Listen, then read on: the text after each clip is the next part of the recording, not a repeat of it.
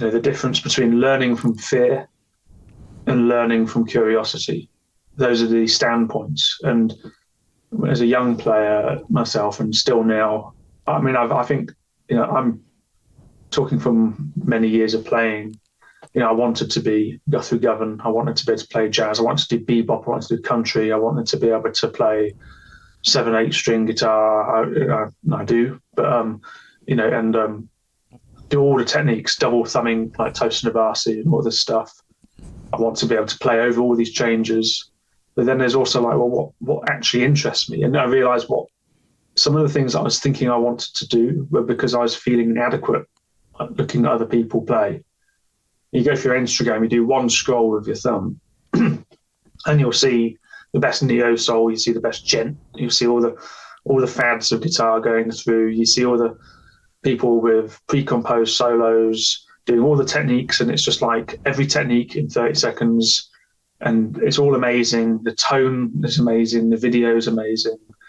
They seem to be really charismatic, cool people, and you start to feel like, whoa, I've got to do all of this, because it's like a fear thing. So I want to be cool as well, because you're feeling a way, and you kind of almost deep down there's this guilty kind of like, well, I want other people to feel that way about my playing. And then you start collecting all these techniques and styles like Pokemon. You kind of like catching them all, getting them all in the bag. Can you do all 150 techniques? Can you do all more at this tempo? I've had people, I've met people, no names mentioned, but like they won't release music. They won't get on and make music until they can play a certain BPM, and they've written everything in Guitar Pro ready for the day that they can play. And I think that's an honourable thing, definitely. But it's a shame because, life's happening right now, and there's things you can be saying with your music. And it's always been those things, all the techniques that I've found I can do fairly confidently have been just from interest. We've all had it where you sit down to play guitar and you start to work on something and you're naturally just there for a few hours, versus when it's like, oh, I've got to do this horrible thing.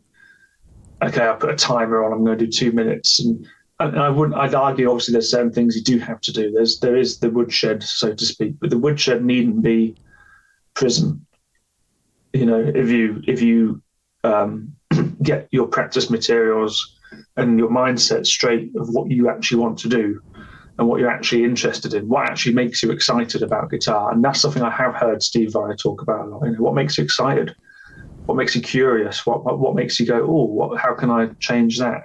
And often it's the simplest stuff.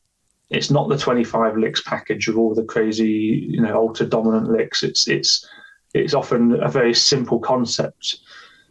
They're a very simple 4-note phrase, which kind of ends up becoming, for me, in my personal experience, the thing which drops into my playing and piques my curiosity. It makes me love guitar and music more than the kind of big, heavy concepts that I need to be sort of, I don't know, putting microchips in my brain, so to speak, forcing myself to eat it.